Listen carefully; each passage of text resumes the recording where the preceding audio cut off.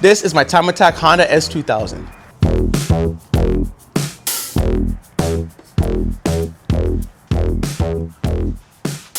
While it currently looks like I just got it from Copart, I promise you this is a complete car.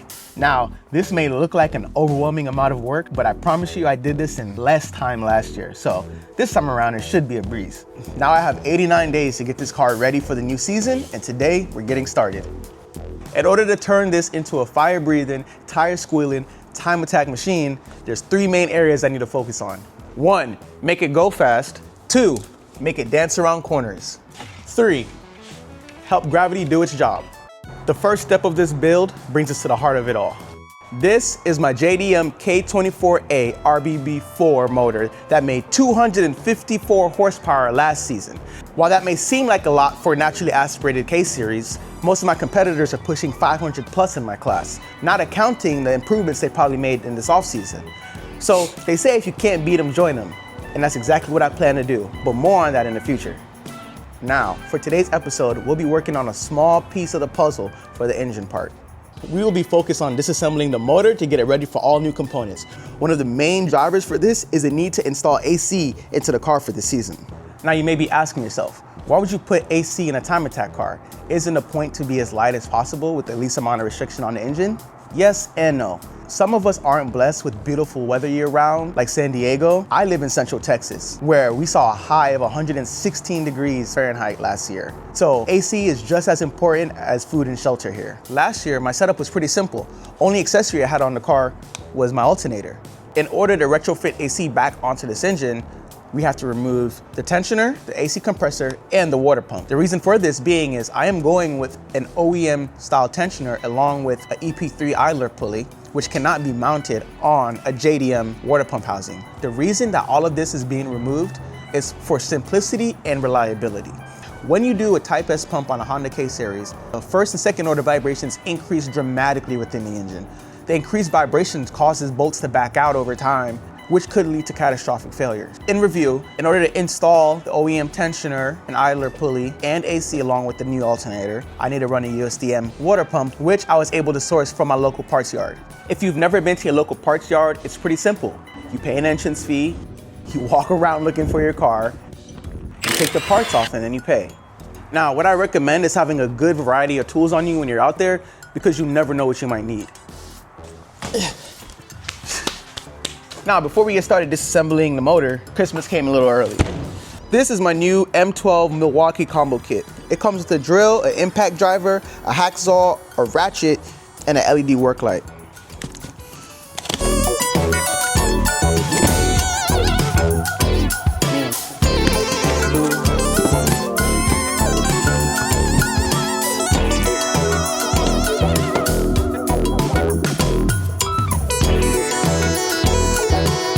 The tool I look forward to using the most is this ratchet. I've been wanting one for a really long time and should make disassembling this engine a breeze. All right, time to get started.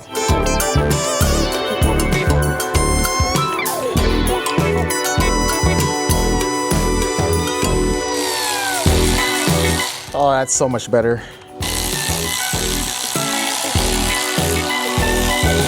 Having power tools is amazing.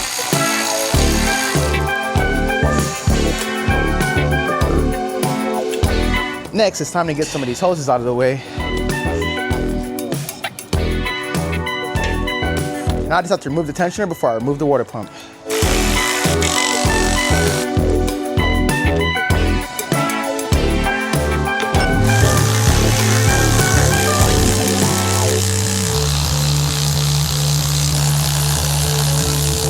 And the water pump housing should slide off now. With a little gentle persuasion, of course.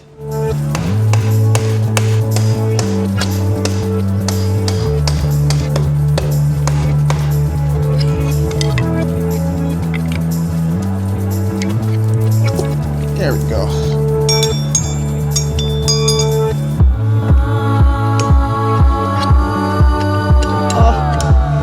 The alternator's in the way, so that has to come off as well. Bolts rattled out.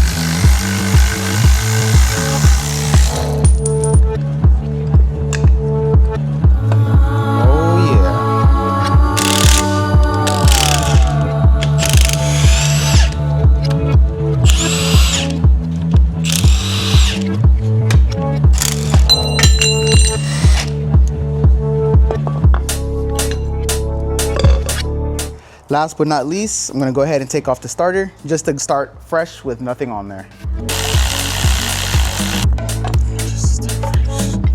This is a serpentine shield I made for this engine due to having issues of the tensioner becoming loose due to vibration and the belts coming off and destroying all the wiring. So if you were wondering what this was, no, this does not come with the motor. This is something that we developed in-house. It's available on the site right now if you would like it. And it goes ahead and protects all your wiring, including your throttle position sensor, your map sensor, every wiring in this vicinity. In case the belt does come loose, this acts as a secondary protection to prevent any other damage from occurring. But I'm gonna go ahead and remove this as well because this is no longer needed. Now, because the wire harness is getting in the way, I want to go ahead and get rid of it real quick so I can remove the last two components on this front end of the motor.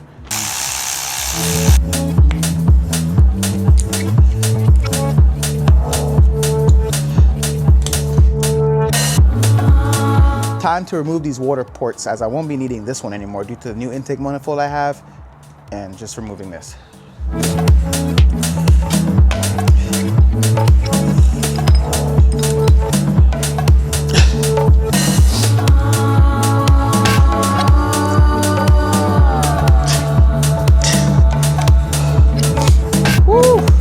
I'm not asking anymore for these to come off. There we go. All right, so as you can see, everything is currently removed from the engine at this point, giving us a clean base to start with. The wire harness was removed, all the water ports are removed, along with all the accessories and the water pump housings. So these are all the parts we removed from the engine today.